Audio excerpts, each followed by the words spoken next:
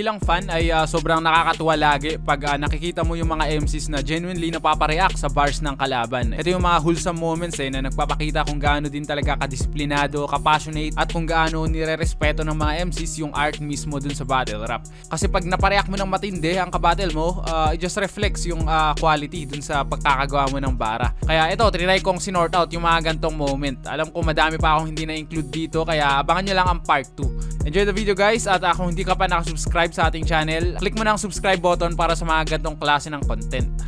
Sa battle rap, ang pag-angat ay kanyang minamadali. Sa mga linya prima ko, bali-bali ka at sawi. Wala nang stand-up na comedian pag na PWD. Puro jokes ka lang kasi. Ako kaya kong mag-joke sa gitna ng killing spree. Kumbaga biro lang yung PWD, pero handicap ka lyrically. Kaya kong magseryoso at magpatawa. You can try to do this shit like me, but even if you break a leg, you don't have disability.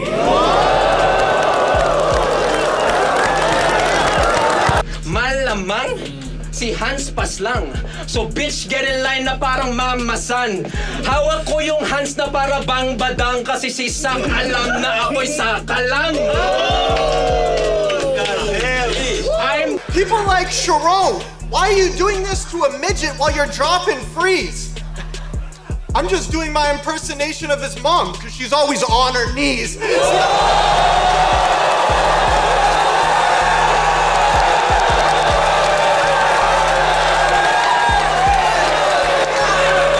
Para man lang sa mga matalinong naka-gets, mission cleared. Nag-backfire stilo mo, tol. Pew, pew. Pistol here.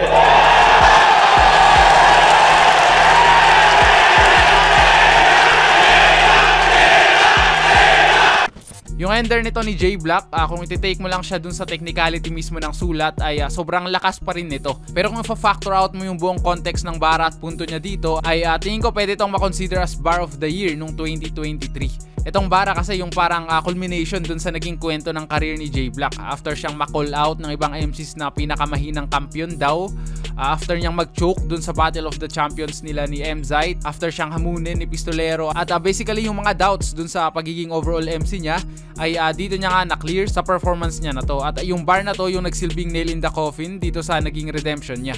Para sa akin, ito yung isa sa pinaka-powerful na performances na napanood ko ng live. As in, grabe yung binuhos na emosyon ni J Black sa battle, kaya nung ender na, naramdaman yun sa buong venue. Kita naman, di ba, sa naging chant ng crowd at dun sa naging reaction ni Pistolero.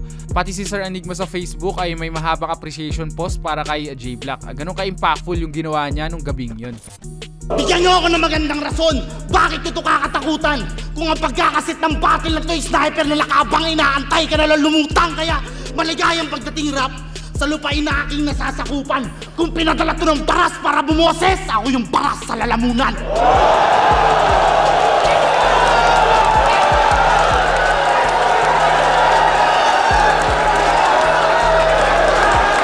Kaya kung sino mang dinala mo dito para pagtulungan ako, Diyos ko, sisiguraduhin ko, Bonifacio, yung kasama mo lumpo!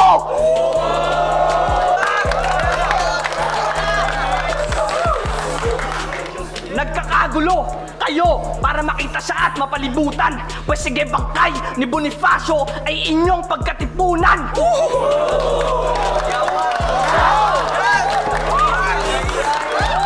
Kasi sa laban niya kay J Black, may dala siyang pantalon.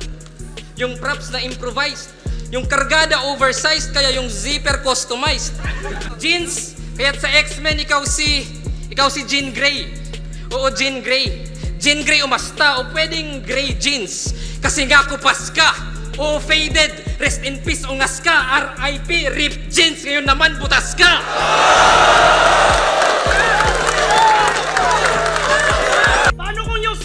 Ng yung idol nilaro ko holo gamit.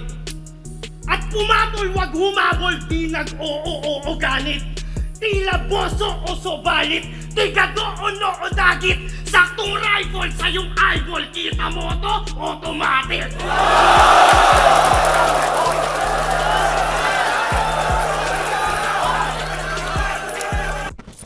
Kilala naman si Mot sa pagiging sport niya lagi. Parang every battle nga ay makikita mo yung appreciation niya sa effort ng kanyang kalaban. Pero dito, talagang caught off guard siya kaya ganun ka-extreme yung reaction niya. Ibang klase din naman kasi yung ginawa nilang Zeta dito. Ito yung mga innovation na hindi mo mai-imagine na pwede palang mangyari sa battle rap. Literal na first time nagawa yung ganitong skema. Baliktaran na naka-holo rhyme. Kaya kahit sino naman siguro mapapareact tulad nung kay Mot. Wala pa sigurong MC ang nakaisip na mag-attempt ng ganito, di ba? Pero dito parang basic lang nilang Zeta Napaka-flawless nung execution niya. Isa to sa pwedeng makonsider bilang perfect bar kung meron mang ganun. Dito sa second round niya laban kay Mot, once again nasampulan tayo nilang Zeta nung ceiling ng talent niya, lalo na sa writing, di ba? Kaya parang nakakapanghinayang kasi sa tatlong battles niya sa tournament na to ay hindi niya masyadong na-showcase yun. Nag-iba siya ng approach ngayong taon mas naging tutok siya dun sa rektahan na punto at naging vulgar na yung dating classy writtens niya. Kaya ako nanghihinayang kasi ito sana yung tamang era para sa kanya alam mo yun. Ngayong mas aral na ang mga fans sa technicalities ng battle, feeling ko ito sana yung tamang audience na makaka-appreciate na dun sa intricate na sulat niya. Pero yun nga, parang nag-rebrand siya ng style ngayong taon. Ayun, kung usapang skill lang, may gantong level din talagang naaabot silang Zeta na hindi mo makikita maski sa mga elites ng battle rap. Kahit walang pinasang tryout online to si Repa, pero tinanggap pa rin kasi pinalakad onsite yung lisensya. Ito eleksyon, kaya sa mga naghahangad makapasok ng walang kakilalang matalik, di nyo kailangan yung mga yon, magtiwala kayo sa mata ni Arik. Di tulad ng mga puki ng inantong nagsulputan parang magic, kung iangat yung mga sarili, kala mo talaga walang kapit. Kaya stop it! Siya daw ay high, then kung matuturing kasi may issue sa panghahalili. Hidden bars, taragis ka! Walang makita! Hidden bars, baka hidden bars! Yamash! May nakakuha na?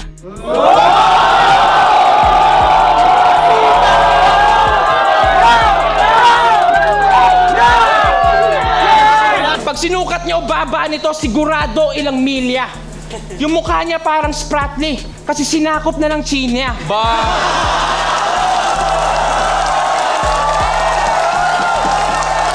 Oo! Hindi man kami yung nagkampiyon ng nakaraang 2x2. Wala akong pinagsisisihan, pre. Dahil ang pagbibigay ay pangatayan na wala na akong kailangan papatunayan pa sa battle. No love kung kibakain ng mga nakaharang. Pasalamat sila tropa ko si Karma at nagawa ko ipagpalit ang pera sa respeto at karangalan. Itong bar naman ni Juan Lacy, isa rin sa mga soulful na barang maririnig mo. After kasi nung unang 2x2 kung saan ay naging runner-up sila ni Harlem, ay nagkaroon ng backlash yung tandem nila at yung mismong finals din kasi nga diba naghati sila dun sa premyo, kaya yung labas naging friendly battle lang, yung supposedly battle of the best tandem sana nung finals. Sobrang downgrade dun sa mga intense performances nila nung semis na siyang ine-expect din ng mga fans. Napakatotoo lang nung reaction ni Tipsy D dito, makikita mo din talaga yung pagiging fan niya. Iba din naman kasi yung impact ng 2x2 sa atin, di ba? Kaya para makita si Juan Lacy na magbigay ng ganong emosyon ay in a way parang closure na rin sa atin dun sa naging 2x2 days nila. Pangalan na isip, 4 na titik. Psst! Mananahimik ka na tanga hanggang parang napipi, wasak ang litid. Tanggal pa tinig niya halata para matanggalan na talagang ng pangalan pagkatinig niya nawala. Saan ba nagkabareha? Bakit nahambing? Sa pagkatanya ng pyesa? Dahil ba malalim? Sa pagkatanya ng pyesa? Pare saan galing yan ay gawa sa lanseta kaya yari ka sa akin! Hinayaan na hindi nahiya! Hoy, B. Sarmiento! Bakit feeling hot babe ka dito? Kaya nga B, di ba? Hindi ikaw yung plan A ni Sinyo. Real jokes ang baduy pang jeje mo na trash. A to Z parang DepEd kasi nga merong class. Yung pagkagawa niya sobrang ganda kaya tangina parang ano nga ako kanina parang crowd parang ganon. Parang biglang naging fan ulit na. Tangina ang galing ng pagkagawa niya dito. Paano mas fake ka pa sa fake news? Kakatira mo ng fake shabs at fake coke. O ano, hindi coke tinitira mo yung RC na may fake nose.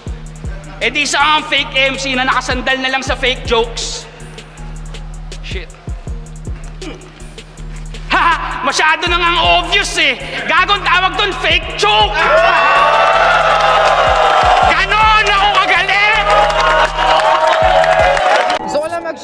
shoutout sa Hip Hop Heads TV para updated kayo sa kung ano man nangyayari sa Flip Top at para mamulit na rin kayo kung ano man nangyayari dito. Yo, MSEG nga pala, shoutout sa Hip Hop Heads TV.